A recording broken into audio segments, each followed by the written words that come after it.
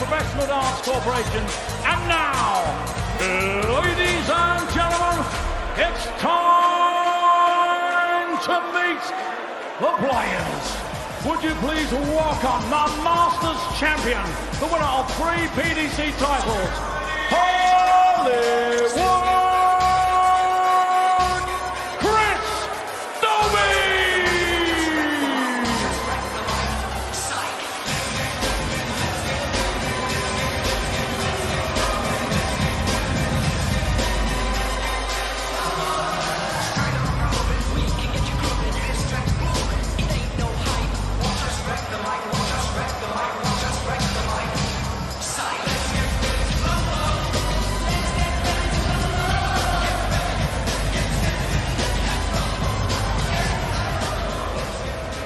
Ladies and gentlemen, the winner of 2 World Series titles, the former World Match Play champion.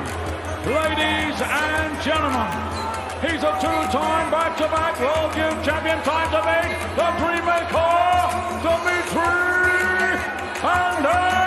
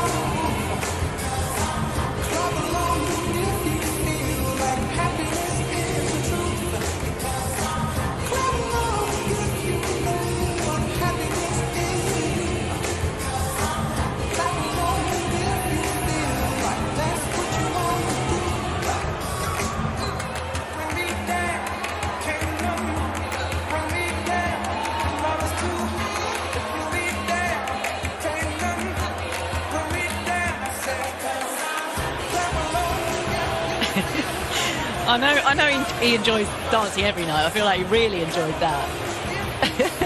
This then the bottom half of the draw to a battle between 2 players who are level on 5 points. Dobey sitting above Bergh on leg difference alone. Well, the Masters champion Chris Dobey had that sensational win on the opening night in Belfast to earn those 5 points. He's then suffered quarter-final defeats in the 3 weeks following on from that. The Belgian #1, meanwhile, has finished runner-up once and then made 1 other semi-final. Well, these 2, I said it at the top of the show, they haven't played each other since October 2021. That was on the floor, their last TV meeting, their only TV meeting, in fact, coming at the Masters that year, a clash which Dobey won. Who wins this time around then? To guide you through our 3rd quarter-final, here's Laura Turner and Rod Studd. Yes, thank you, Emma. I think you coined the phrase, it's the Dimmy Dobey Derby, didn't you? And yeah, let's go with that then, Dimmy Dobey Derby. And a little bit of darting poetry for you on the big stage here in Exeter, with Dancing 2 from Bergh. I thought he was going to dance his way all the way into the match, that Dobey would have started the game by the time Bergh had finished dancing. I thought we were just going to hear the call from Russ Brave 180 during Dimitri's dancing, but the important business is about to start. It is an important match, isn't it, Laura, in the context of the league table? As Emma was saying, level on points, both in the bottom half. Chris Dobey hasn't won a match since winning the whole shebang in night 1 in Belfast. He needs to get back on track, doesn't he, here tonight? Yeah, I totally agree. And I think it's even more important perhaps for Dobey because, like you say, hasn't won a match, but also has only won 2 legs in the last 2 weeks. So for him, I think it's just needs to kind of refocus, resettle himself. You know, he's a TV major winner now. He's coming in this as the underdog again. And I know sometimes with Chris, doesn't like being the underdog. He's going to want to, you know, right that wrong. Well, he's going to be the underdog in every match he plays in this competition, really, because by virtue of his ranking, which is outside the top 20, and when you're playing these guys here, Bergh, one of the lower ranked players, is ranked 11, and then when you're talking about guys like Wright, Price, Smith and Van Gerwen, all top 4 players, it's obvious that Dobey is going to be an underdog all the time. Talking of underdogs, as he gets his first match, I mean, he took the weekend off, didn't he, to watch his favourite football team, underdogs, in the Carabao Cup final, and that didn't go exactly according to the script for Dobey and Newcastle United, so I'll be hoping for a bit of a pick-me-up here on the Oki. 26.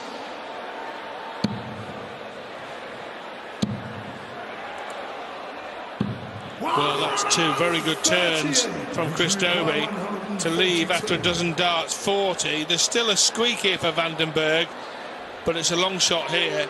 2 trebles needed as Dobey waits to complete a really good sequence of throws at the back end of this opening leg.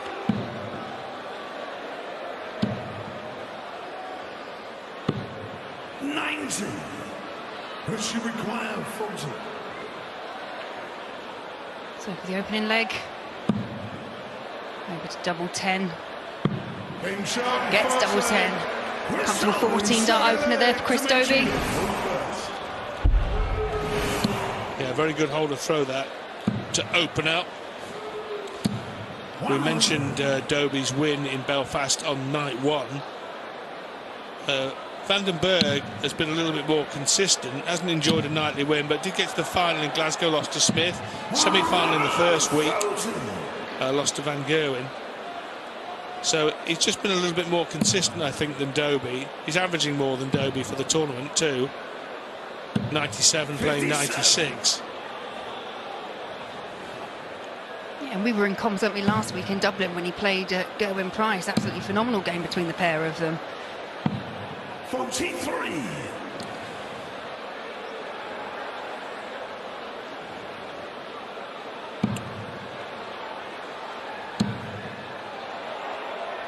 Well, another treble would have left a big finish there, but nevertheless, he's in charge in leg 2.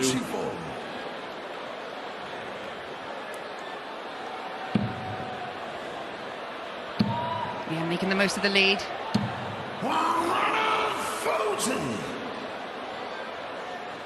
Saw 14 darts from Dobey in leg 1. We may well see something similar from the Belgian in leg 2. And he'll need to finish here because the Geordie waiting on a 2-dart combo. Good enough. 2 at double 8 here for Dimitri. Game shot, second leg. Dimitri, 14 darters are exchanged in the opening 2 legs.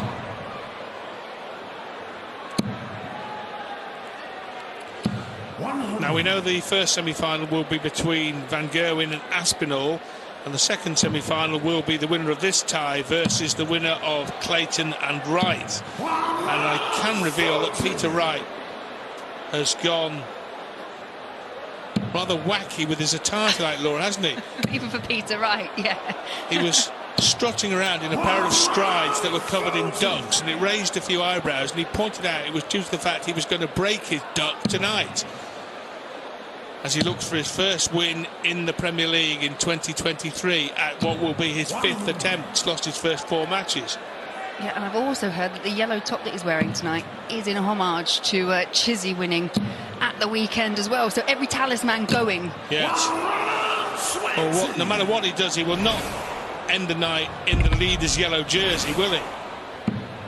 That will be likely to be Van Gerwen or Aspinall, as Bergh hits his first maximum of this match to lead 81 after 9, and the chance to break unless Dobey can take this out, and he still can. Double 12 for an absolute stunner. 17. Dimitri require 81. How costly will that miss prove to be?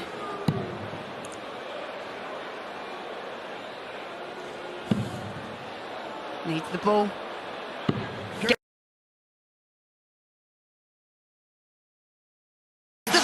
2 from 2. Importantly, again, in that race to 6, an early break of throw for Bergh. Yeah, and if you want to know what Premier League darts is all about, the back end of that leg will give you a good indication. Chris Dobey whistled one just wide of the wire for a 1-4-1, and then saw his opponent Bergh nail 81 on the bullseye to break throw. Great darts. And Bergh now leads 2-1 with that break of throw. 97.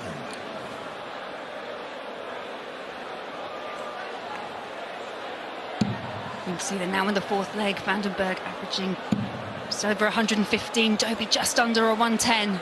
High quality encounter. 81.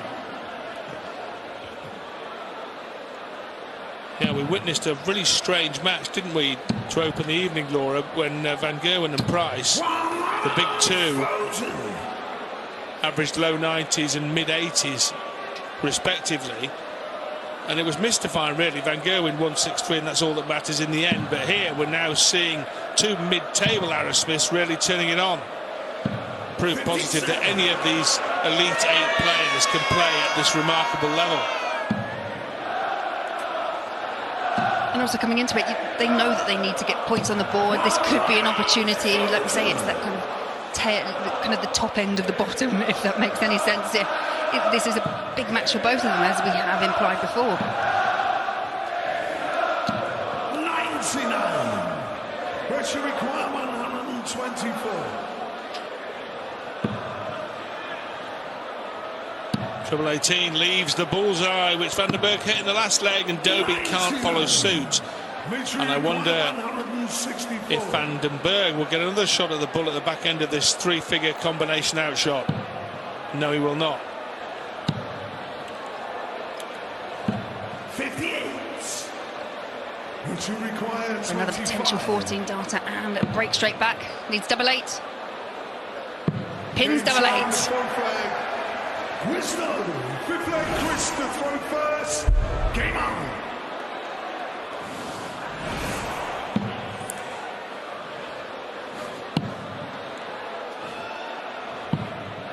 Sixteen.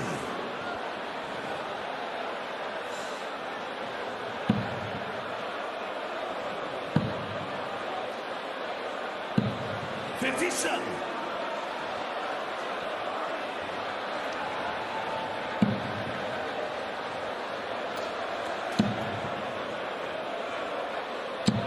Yes, we're at 2-2 at the moment. I don't think I can recall very many shots where they haven't hit a treble. We're now 9 darts into this fifth leg. I'm not yet seen one, but there goes Dimmy. They're like buses. Very smooth. One of the smoothest throws on tour now, Van den Bergh. And Dobey is not so dusty to watch either, is he? As they exchange maximums. 4 in the match, split equally, and the same equation with the 4 legs that have been played, split equally.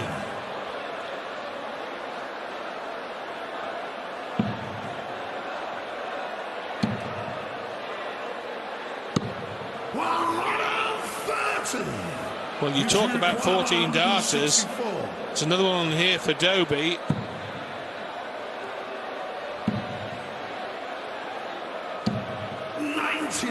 And it's possible too for Van den Bergh. They're both on a dozen darts thrown on 2 dart combination finishes. This won't go. It might go in 3 though. He wants tops here, Chris Dobey, for a 15 dart leg. 51. Dimitri requires 65.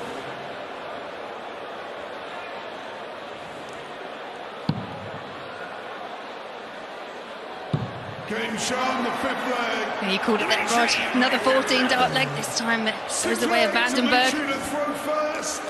Game on. Yeah, it's just a barrage of sub 15 dart legs from both dartists. 16. I know Dimitri's been talking about his throw. He's kind of sped it back up to how it used to be. Kind of looks a bit more relaxed up there, a bit more enjoying and soaking up the moment.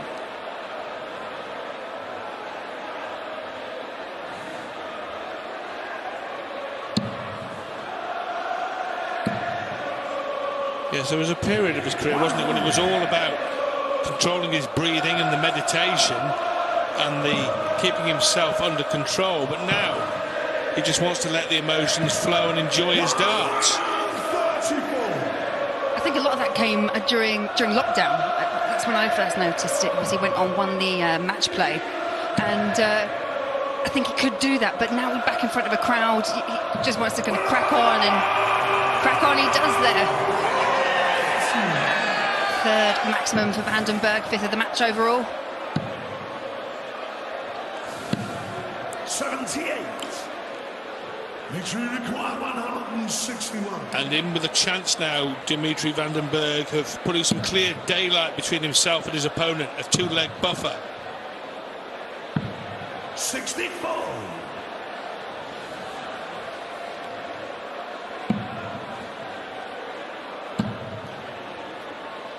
Needs treble. 60. Dimitri require 97. So that means half a dozen darts and 2 turns at 97 for the Belgian. Might only need 2 darts, never mind 2 turns. He wants tops. And still. 77. And he will be back for another 3 in it, but I'm sure he'd rather have just got that wrapped up and get rolling with the next leg. Yeah, that first dart tops, you can see it bent the wire. 57. Dimitri require 20.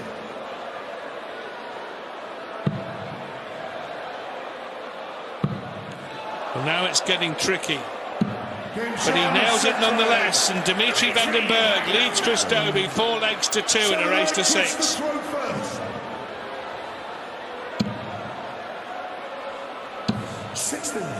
Obviously, I know we talk about the table and how it's changing and formulating, but I guess the other opportunity for this side of the draw tonight is they're all in the bottom 4. I guess this is not just an opportunity to get past the quarterfinals, but to actually, go on and to the final, and potentially we could see another new face, in the winner's circle. Surely, yeah. I mean, the other thing is the heat at the bottom of the table isn't quite what it was a few years ago. The Premier League's had many formats, Laura, hasn't it? And there was a period when there was relegation, if you remember, when the bottom 2 were chucked out halfway through the competition. And that doesn't happen anymore. So if you're in the Elite 8, you're in it all the way through the competition, and you've always got a crack at it. Was that elite name Judgment Night? Yes, Judgment Night, yeah. Yeah, we saw some astonishing things go on. We saw Glen Durrant win the Premier League and then have a nightmare run in the Premier League and get relegated after losing all 9 of his matches. So even the champions weren't immune to relegation.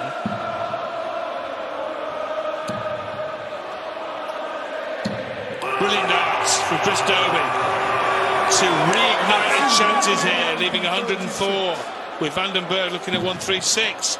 Another treble 20 would leave double 8.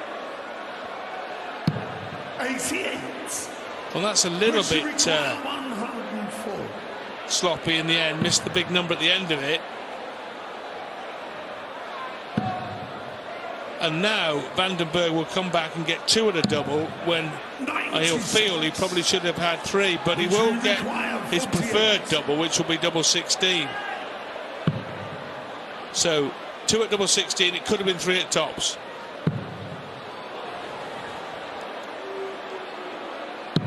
I felt that was awkward, had to move it over, but chance here for Dobey.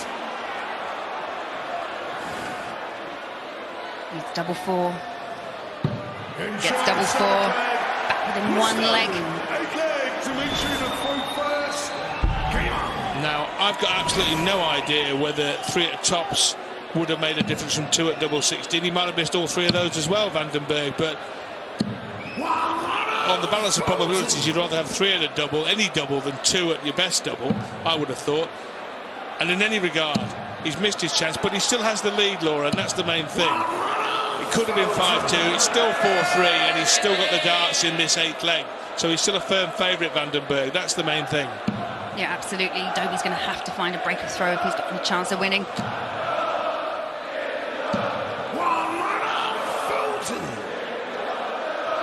Follows up that miss Dimitri van den Bergh with back-to-back 140s.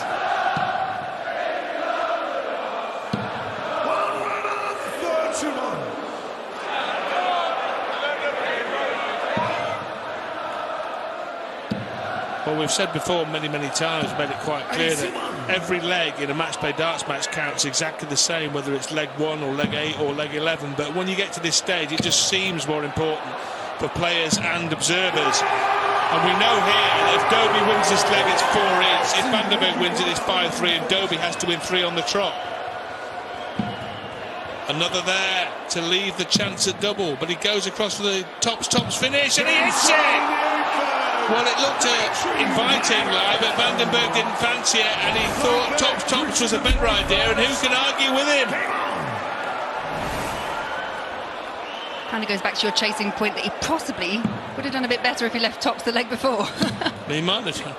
We'll never know that, will we? We can just speculate. We can offer all sorts of conjecture, but what we do know now is off the back of that brilliant 140 outshot, Bergh is 2 up with 3 to play. Great position to be in for the Belgian as he looks for another semi-final appearance in the 2023 Premier League nightly rounds, and this one would be against either Clayton or Wright, who meet next.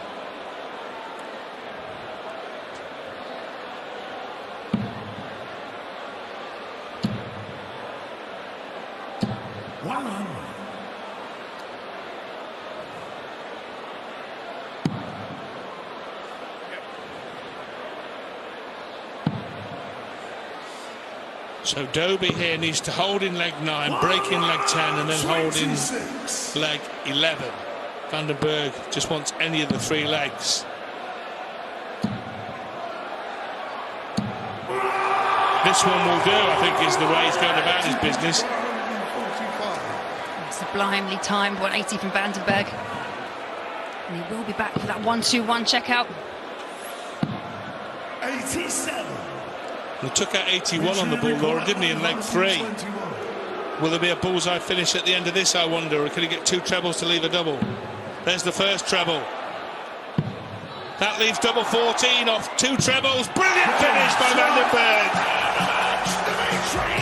Sensational stuff. A 140 and a 1-2-1. And Bergh beats Dobey 6-3 to reach the semis.